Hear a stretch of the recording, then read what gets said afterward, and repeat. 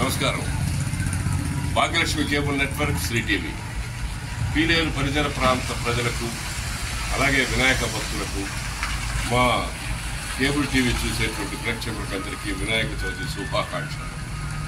మీకు తెలుసు ఈరోజు నిమజ్జనం.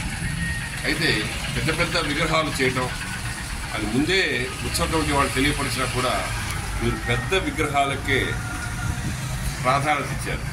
ఇక రోడ్డు పని జరుగుతూనే ఉంది, అక్కడక్కడ బ్రిడ్జెస్ ఉన్నాయి. హైట్ ఉండే దానివల్ల ఇబ్బంది పడతారన్న విషయం కూడా తెలుసు.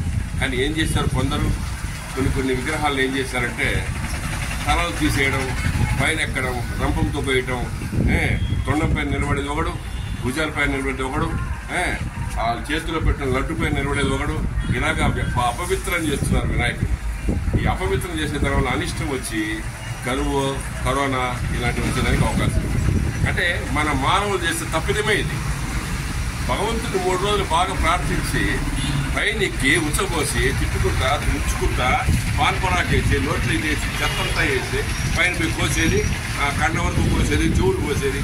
ఏంటే దరిద్రం ఇది. ముందే చెప్పాం, విగ్రహాలు రోడ్డు పని జరుగుతుంది, విగ్రహాలు తగ్గించండి, మట్టి విగ్రహం ప్రాధాన్యత ఇవ్వండి, ఎక్కువ దుబారా చేసుకోవద్దండి. హిందువులు చేస్తున్న పెద్ద తప్పేవారంటే ఇదే. అయ్యప్ప మాల వేసుకుంటారు, అన్నీ చేస్తారు. దానివల్ల ఎందుకు దేవుళ్ళని ఎందుకు అపవిత్రం చేస్తారు? ఇప్పుడు వేరే వాళ్ళు క్రిస్టియన్స్ కానీ ఏమంటారంటే, అయ్యో ఒక దేవుడా మీకు 10 దేవుళ్ళు అని చెప్తున్నారు.